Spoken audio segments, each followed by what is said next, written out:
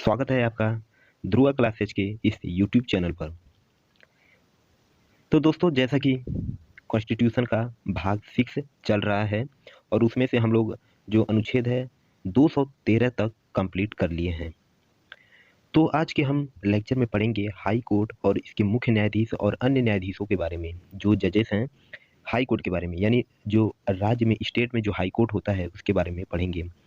तो पिछले लेक्चर में जितने भी लेक्चर, अगर संसद के लेक्चर को आपने देखा होगा तो उसमें जो सुप्रीम कोर्ट होता है तो उसमें हम लोग देखे थे सुप्रीम कोर्ट में कौन बैठता है और उन न्यायाधीश कितने होते हैं। तो ये सारी जो नॉलेज है मैंने पिछले लेक्चर में दे दिया हूँ। तो अगर आपने अभी तक वो उस लेक्चर को नहीं देखे हैं तो जाकर देख लीजिएगा। तो आज की इस वीडियो में लेक्चर में हम पढ़ेंगे 214 से 225 तक इस आर्टिकल को हम लोग कवर करेंगे। तो चलिए शुरू करते हैं। तो देखिए दोस्तों, सबसे पहले हम जान लेते हैं, ये तो राज्य की बात होता है, भाग 6 मतलब राज्य की। तो राज्य में जो हाई कोर्ट होता है यानी उच्च न्यायालय, जिसे हम उच्च न्यायालय बोलते हैं हाई कोर्ट को हिंदी में। तो इसको देखते हैं कि इसमें कहा गया है, कहा क्या गया है। अभी तो इसमें लगभग बेसिक चीज को देख लेते हैं। राज्य में यहाँ पर यदि एक फोटो हम ले लेते हैं भारत का, तो ये कहा गया है राज्य में, प्रत्येक राज्य में, भारत के ये जितने राज्य होंगे तो इसमें प्रत्येक राज्य में अलग अलग, यानी हर एक राज्य का एक हाई कोर्ट होगा। इसमें हर एक राज्य का नहीं, मतलब ये नहीं कहा गया कि हर एक राज्य का ही होगा, 2 राज्यों को मिलाकर एक हाई कोर्ट हो सकता है। ठीक है, तो मतलब प्रत्येक राज्य में अलग अलग हाई कोर्ट तथा अधीनस्थ न्यायालय यानी सब ऑर्डिनेंट कोर्ट होगा। अधीनस्थ न्यायालय को हम जिला न्यायालय भी बोलते हैं। सबसे पहले देखिए, सबसे पहले भारत में हाई कोर्ट 1861 में एक्ट के तहत, सबसे पहले भारत में 1861 एक्ट के तहत हाई कोर्ट कहाँ बना था? कलकत्ता में, कलकत्ता में बना था, कलकत्ता में बना था। और ये देखिए, सुप्रीम कोर्ट, जो सुप्रीम कोर्ट है इसका अगर बात करें तो ये यूएसए से लिया गया है, अमेरिका से लिया गया है सुप्रीम कोर्ट को। और जो हाई कोर्ट है, हाई कोर्ट है, जब भारत है, भारत अंग्रेजों द्वारा भारत शासन अधिनियम 1935 लाया गया था, 1935, उसके तहत हाई कोर्ट का गठन किया गया है, यानी अंग्रेजों का ये निर्माण किया गया है, हाई कोर्ट बनाया गया है। ठीक है, जैसे सुप्रीम कोर्ट में मुख्य न्यायाधीश को CJI बोला जाता है, यानी चीफ जस्टिस ऑफ इंडिया, यानी भारत का मुख्य न्यायाधीश बोला जाता है, यानी पूरे भारत का प्रमुख न्यायाधीश होता है, यानी जज होता है, यानी सबसे ऊपर का जो लेवल होता है यही CJI का होता है। यदि हम हाई कोर्ट की बात करें तो हाई कोर्ट में क्या होता है, राज्य का, जिस राज्य का हाई कोर्ट होगा उस राज्य को क्या बोलते हैं? CJ। और जो स्टेट होगा ये होगा, स्टेट का नाम होगा। जैसे जैसे मान लीजिए इलाहाबाद हाई कोर्ट है, इलाहाबाद हाई कोर्ट है या बॉम्बे हाई कोर्ट है, तो उसको बॉम्बे हाई कोर्ट का जो मुख्य न्यायाधीश होगा उसको बोला जाता है CJBC, BC, B sorry BC नहीं, BHC होगा, BHC होगा, यानी CJBHC मतलब chief justice Bombay high court. तो इस तरह अलग अलग राज्यों का नाम ऐसे होगा। जैसे जैसे राज्यों का नाम चेंज होगा वैसे वैसे यहाँ ये वाली जो BHC है, ऐसे राज्यों के नाम के साथ हाई कोर्ट लगा दिया जाता है। तो वर्तमान समय में अभी कुल हाई कोर्ट पूरे भारत में 25 हाई कोर्ट हैं। इसमें प्रेजेंट टाइम में 25 हाई कोर्ट हैं। अब चलिए देखते हैं हम उच्च न्यायालय यानी हाई कोर्ट का गठन कैसे होता है, उसमें न्यायाधीशों की नियुक्ति कैसे होती है, इसको देख लेते हैं और एक एक आर्टिकल को हम लोग देखते जाएंगे। ये तो अभी बेसिक था, ये आप पॉइंट करके लिखना चाहते हैं तो लिख सकते हैं। अगर चैनल पर पहली बार आए तो इस चैनल को भी सब्सक्राइब कर लीजिएगा। तो 214 में कहा गया कि प्रत्येक राज्यों में उच्च न्यायालय की गठन करना, उच्च न्यायालय की गठन करना। देखिए, प्रत्येक राज्य में एक हाई कोर्ट होगा, प्रत्येक राज्य में एक हाई कोर्ट होगा। या हम ये भी बोल सकते हैं कि 2 राज्यों को या 2 से अधिक राज्य, 2 या 2 से अधिक राज्य, 2 या 2 से अधिक राज्य, चाहे 2 या 3 या 4, जितने भी राज्य हैं इनको अगर एक साथ मिला दिया जाता है, जैसे 2 राज्यों का एक हाई कोर्ट हो सकता है, 3 राज्यों का एक हाई कोर्ट हो सकता है, 4 राज्यों का एक हाई कोर्ट हो सकता है। और ये जो कोर्ट बनाने का अधिकार होता है ये संसद के पास होता है। यानी यानी कोर्ट बनाने के यानी कोर्ट की स्थापना कौन कर सकता है? संसद ही कर सकता है। प्रथम हाई कोर्ट 1862 में 3 जगह बना था। कहाँ-कहाँ बना था? कलकत्ता में। देखिए कलकत्ता में 1861 के एक्ट के तहत हाई कोर्ट का बात की गई थी, लेकिन 1862 में जाकर कलकत्ता में हाई कोर्ट बना था। तो 1862 में 3 हाई कोर्ट बना था। एक कलकत्ता हो गया, दूसरा बम्बई हो गया, बम्बई और तीसरा मद्रास, मद्रास हो गया। फिर से पॉइंट करके लिखिए 1866 में यूपी के आगरा में हाई कोर्ट बना। उसके बाद ये ट्रांसफ़र हो गया 1869 में। ये कहाँ चला गया? ये इलाहाबाद चला गया। ये कहाँ चला गया? इलाहाबाद चला गया। ये हाई कोर्ट 1869 में कहाँ ट्रांसफ़र कर दिया गया? आगरा से इलाहाबाद कर दिया गया। अगर सुप्रीम कोर्ट की बात करते हैं, ये जितने भी हम लोग पढ़े हैं, ये जो चर्चाएँ पढ़े हैं, ये हाई कोर्ट में गठन कौन करता है, इसका स्थापना कौन करता है, और प्रत्येक राज्य में एक हाई कोर्ट होगा या 2 से अधिक राज्य में भी एक हाई कोर्ट होगा। तो ये जो हाई कोर्ट की चर्चा है, ये किसमें है? 214 में है। और वहीं बात करें यदि सुप्रीम कोर्ट की चर्चा किसमें है? 124 में। तो ये ध्यान दीजिएगा। चलिए 215 को देखते हैं। 215 कहता है उच्च न्यायालयों के अभिलेख न्यायालय होना। अभिलेख मतलब रिकॉर्ड की बात करता है। रिकॉर्ड यानी इसमें ये कहा गया है कि उच्च न्यायालय हाई कोर्ट के जो भी निर्णय होगा यानी वर्डिक्ट जो भी देगा हाई कोर्ट किसी भी केस में, ठीक है, उसको क्या करेंगे? एक स्क्रिप्ट के तौर पर रिकॉर्ड कर दिया जाता है, रिकॉर्ड करके रख लिया जाता है। मान लीजिए रिकॉर्ड क्यों किया जाता है? इसका ये भी तो कारण हो सकता है रिकॉर्ड क्यों किया जाता है। मान लीजिए जो हाई कोर्ट में यदि कोई केस आता है, उस केस के आधार पर जज न्याय सुनाते हैं, तो वो जो न्याय होगा उसको एक स्क्रिप्ट के तौर पर लिख लिया जाएगा। स्क्रिप्ट के तौर पर लिख लिया जाएगा। उसे लिखना का मतलब हो गया उसे रिकॉर्ड कर लिया जाएगा। फिर से यदि मान लीजिए कभी-कभी न्यायालय में, उच्च न्यायालय में, हाई कोर्ट में ऐसे ही केस के अनुसार जो केस ये पहले का केस था, इसी से मिलता-जुलता कोई और केस आ जाता है। ठीक है, ये केस आ जाता है। तो जो इसमें जो निर्णय यानी वर्डिक्ट सुनाया गया था, सुनवाई की गई थी इसमें, जो फैसला दिया गया था, इसी के आधार पर इस केस पर भी वही निर्णय दिया जा सकता है। दिया जाता नहीं है, दिया जा सकता है, ऐसा ये कहा गया है। ठीक है? तो यानी स्क्रिप्ट के तौर पर ये रिकॉर्ड किया जाता है। और इसमें ये भी कहा गया है कि हाई कोर्ट की अवमानना के विरुद्ध दंड देने की शक्ति भी किसके पास होती है? न्यायालय के पास होती है। यदि हाई कोर्ट की कोई अवमानना कर देता है, अवमानना मतलब उसको मानता नहीं है उस फैसला को, तो वो दंड देने की शक्ति जो होती है वो हाई कोर्ट की ही होती है। 216 में अनुच्छेद कहता है कि उच्च न्यायालयों का गठन करना। इसका मतलब क्या है? 214 में हम लोग क्या पढ़े हैं? 214 में पढ़े हैं कि प्रत्येक राज्य में उच्च न्यायालय यानी हाई कोर्ट की गठन करना। इसमें कहा गया कि 216 में कहा गया कि उच्च न्यायालयों का गठन करना। इसमें ये कहा गया है। तो देखिए ये कहता है कि हाई कोर्ट में जो जजों की संख्या होती है, 216 में हाई कोर्ट में जजों की संख्या या उसकी नियुक्ति करने की जो बात होती है, इसकी चर्चा 216 में हम लोग देखते हैं और यही कहा गया है। तो गठन का मतलब ये है कि इसमें उच्च न्यायालय का गठन करना और इसमें जजों की संख्या को नियुक्ति करने की बात कही गई है। तो देखिए पॉइंट में लिखिए कि प्रत्येक हाई कोर्ट में जितने भी हाई कोर्ट होंगे उसका एक है मुख्य न्यायाधीश होगा, सीजे स्टे, मतलब चीफ जस्टिस ऑफ स्टेट। ठीक है, chief justice of state court. तो जितने भी न्यायालय होगा, हाई कोर्ट होगा, उसका एक मुख्य न्यायमूर्ति होता है और अन्य न्यायाधीशों से मिलकर, यानी एक तो इसको पहले ऐसे समझिए, ये न्यायमूर्ति होता है और इसके नीचे ये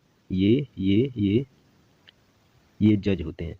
तो यानी इसका जो ये जितने भी जज दिया गया है, ये जज हैं, इसका लीडर कौन होता है? एक मुख्य न्यायमूर्ति होता है, यानी ये सबसे ऊपर होता है। अगर इसके ऊपर बात करें, इसके ऊपर कौन होता है? तो इसके ऊपर होता है सुप्रीम कोर्ट का मुख्य न्यायाधीश। तो इसमें यही कहा गया कि जितने भी हाई कोर्ट होंगे उसका एक मुख्य न्यायाधीश होगा, मुख्य न्यायमूर्ति होगा, जिसे राष्ट्रपति समय-समय पर नियुक्ति करना चाहता है। तो राष्ट्रपति किसकी नियुक्ति करता है? हाई कोर्ट के मुख्य न्यायाधीश की भी नियुक्ति करता है, या अन्य जितने भी ये जज दिए गए हैं इनको भी नियुक्त कर सकता है, नियुक्ति करता है। सुप्रीम कोर्ट में जजों की संख्या संसद द्वारा निर्धारित किया जाता है, ये तो नोट करके ही लिख लीजिएगा। सुप्रीम कोर्ट में जो सुप्रीम कोर्ट है इसमें जजों की संख्या जो निर्धारित की जाती है जज की, वो कौन करता है? ये संसद द्वारा निर्धारित की जाती है, पार्लियामेंट द्वारा। अब चलिए आगे देखते हैं 217 है, उच्च न्यायालय के यानी हाई कोर्ट के न्यायाधीश की नियुक्ति कहा गया है, मुख्य न्यायाधीश नहीं, न्यायाधीश की नियुक्ति यानी जज की नियुक्ति कैसे होती है और उसकी क्या शर्त हैं। हाई कोर्ट में जज की नियुक्ति कैसे होती है और उसकी शर्त क्या है? देखिए, हाई कोर्ट के जज बनने के लिए क्या क्या शर्तें हैं। पहला, वो इंडियन होना चाहिए, भारत का नागरिक होना चाहिए। दूसरा, किसी भी हाई कोर्ट में वह 10 साल तक वकील होना चाहिए, एडवोकेट वकील होना चाहिए। फिर से तीसरा, किसी भी जिला कोर्ट में यानी डिस्ट्रिक्ट कोर्ट में वह 10 साल तक जज होना चाहिए। या चौथा, राष्ट्रपति की सलाह पर या कहें कि वो राष्ट्रपति की नज़र में कानून का जानकार होना चाहिए। तो ये तो हाई कोर्ट में जज बनने के लिए शर्त है कि वह भारत का नागरिक होना चाहिए। दूसरा, हाई कोर्ट में उसे 10 साल तक वकालत की अनुभव होना चाहिए। फिर तीसरा, कि वो जिला न्यायालय में 10 साल तक या तो वह जज के रूप में कार्य कर चुका हो। और चौथा, कि वो राष्ट्रपति की नज़र में कानून का जानकार होना चाहिए। ठीक है, अब देखते हैं कि हाई कोर्ट के जो मुख्य न्यायाधीश होता है, हाई कोर्ट का मुख्य न्यायाधीश जो होता है उसकी नियुक्ति और अन्य जो न्यायाधीश होते हैं, जजेस होते हैं, उसकी नियुक्ति कौन करता है?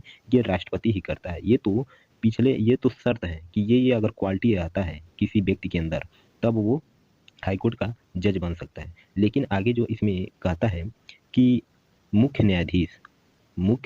न्यायाधीश और अन्य जज की नियुक्ति कौन करता है? ये राष्ट्रपति ही करता है।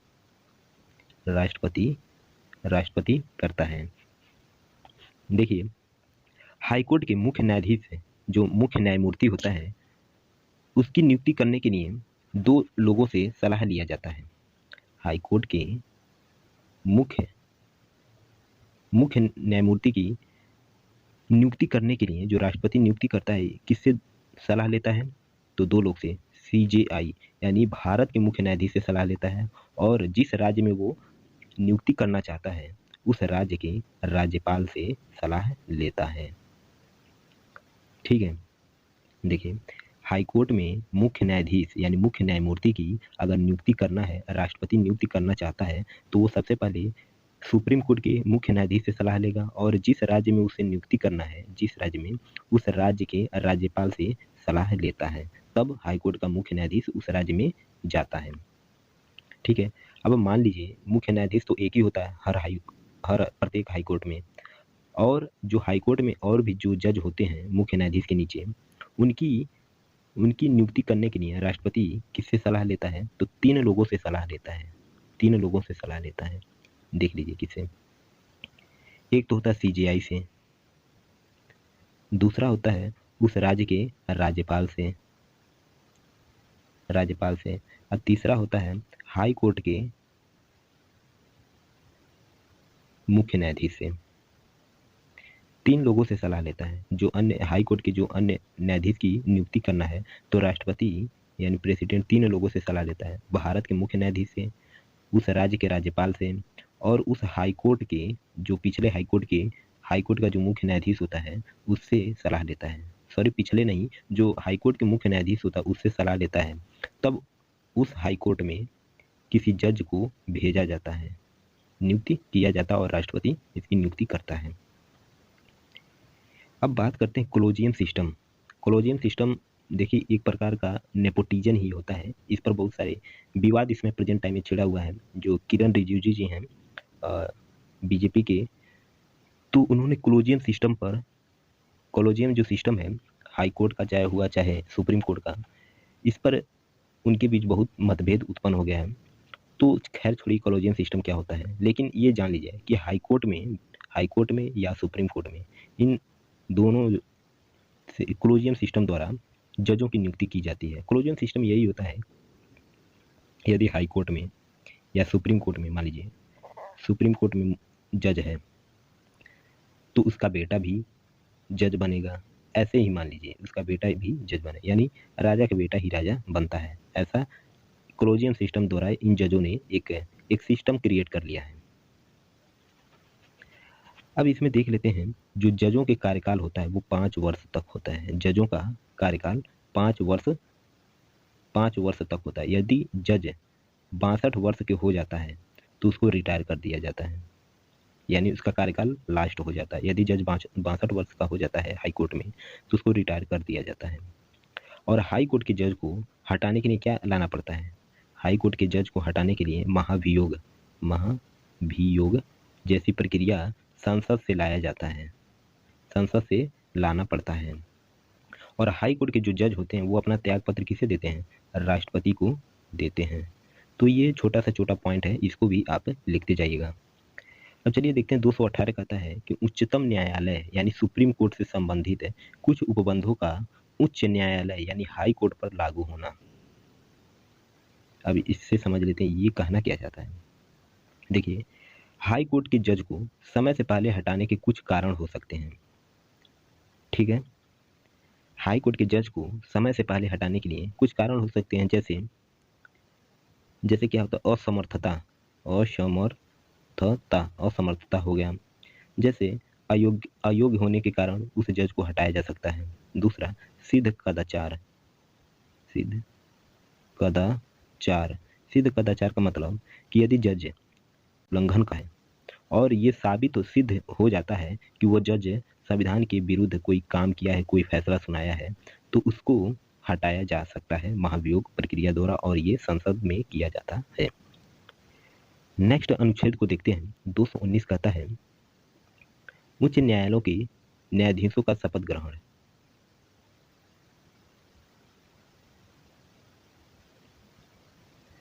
उच्च न्यायालयों के न्यायाधीशों का शपथ ग्रहण इसमें कहा गया। तो इसमें एक ही पॉइंट करके लिखिए कि हाई कोर्ट के जजों का शपथ ग्रहण उस राज्य के राज्यपाल दिलाता है। और इनका शपथ जो ग्रहण होता है, इनका पद का और इनके गोपनीयता का शपथ दिलाया जाता है। और ये कौन दिलाता है? राज्यपाल दिलाता है। चलिए अब 220 को देखते हैं। अस्थायी न्यायाधीश रहने के पश्चात विधि व्यवसाय पर निर्बंध। इसका मतलब क्या है? अस्थायी न्यायाधीश रहने के पश्चात विधि व्यवसाय पर निर्बंध। इसका मतलब यही है कि सेवानिवृत्त यानी जो रिटायर्ड जज होते हैं, सेवानिवृत्त के बाद हाई कोर्ट के कोई भी जज यदि वकालत करना चाहता है, मान लीजिए हाई कोर्ट यदि कोई जज रिटायर हो गया है, ठीक है, रिटायर हो गया है, यदि वो हाई कोर्ट में वकालत करना चाहता है, वकालत करना चाहता है, तो वह निजी रूप से सुप्रीम कोर्ट में या किसी अन्य हाई कोर्ट में, कोई भी हाई कोर्ट हो गया, किसी भी हाई कोर्ट में वह वकालत कर सकता है। या तो वो सुप्रीम कोर्ट में कर सकता है या तो वो किसी हाई कोर्ट में वकालत कर सकता है। कौन कर सकता है? जो जज रिटायर हो चुके हैं वो हाई कोर्ट में या सुप्रीम कोर्ट में वकालत कर सकते हैं। 221 में कहा गया कि न्यायाधीशों के वेतन और भत्ता यानी सैलरी और उनके पेंशन कौन कौन देगा। तो ये चलिए देख लेते हैं, और इसमें बहुत इंटरेस्टिंग चीज़ है, ये भी आपको बताएंगे। देखिए, जो न्यायाधीश के वेतन होते हैं, इसका मतलब न्यायाधीश हाई कोर्ट के जो जज होते हैं, इनका वेतन संसद निर्धारित करता है। यानी संसद, पार्लियामेंट ये निर्धारित करता है कि हाई कोर्ट के जज का वेतन कितना दिया जाना चाहिए। और ये वेतन कहाँ से दिया जाता है? संसद यानी संचित निधि से दिया जाता है। संघ के संचित निधि यानी केंद्र सरकार की जो संचित निधि होती है, वहाँ से ये सैलरी दिया जाता है। सॉरी, ये जो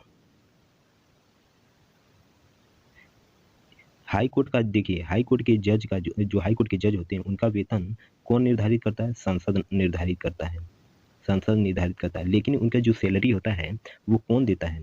वेतन कौन देता है? वो राज्य के संचित निधि से दिया जाता है। संसद के संचित निधि से नहीं, राज्य के संचित निधि से दिया जाता है वेतन। अब रहा बात पेंशन की, तो पेंशन कौन देता है? पेंशन कौन देता है? वो संसद के संचित निधि से दिया जाता है। संसद के संचित निधि से दिया जाता है। तो यही इंटरेस्टिंग चीज़ है, जो सैलरी होगा वो कौन देगा? सैलरी तो सैलरी राज्य देगा, और जो पेंशन होता है वो कौन देता है? वो संसद देता है अपने संचित निधि से। तो इंटरेस्टिंग यही है कि इनका जो सैलरी और जो पेंशन है ये अलग अलग मिलता है। 221 में कहा गया है कि किसी न्यायाधीश का उच्च न्यायालय से दूसरे उच्च न्यायालय में स्थानांतरित होना। इसे ध्यान से समझिए। राष्ट्रपति सुप्रीम कोर्ट के, यानी जो प्रेसिडेंट है वो सुप्रीम कोर्ट के मुख्य न्यायाधीश CJI की सलाह से किसी भी हाईकोर्ट के जज को, हाईकोर्ट के जज जो होते हैं उनको एक हाईकोर्ट से दूसरे हाईकोर्ट में भेज सकता है। कौन भेजता है? देखिए, जो प्रेसिडेंट यानी जो प्रेसिडेंट होता है, प्रेसिडेंट सुप्रीम कोर्ट के मुख्य न्यायाधीश से सलाह लेता है। ठीक है, मुख्य न्यायाधीश से सलाह लेता है, तो वो हाईकोर्ट के जो जज होते हैं उनको एक हाईकोर्ट से दूसरे हाईकोर्ट में भेज सकता है, स्थानांतरण कर सकता है। लेकिन यदि CJI की बात करें, भारत के मुख्य न्यायाधीश भी स्थानांतरण के लिए 6 लोगों से सलाह लेता है।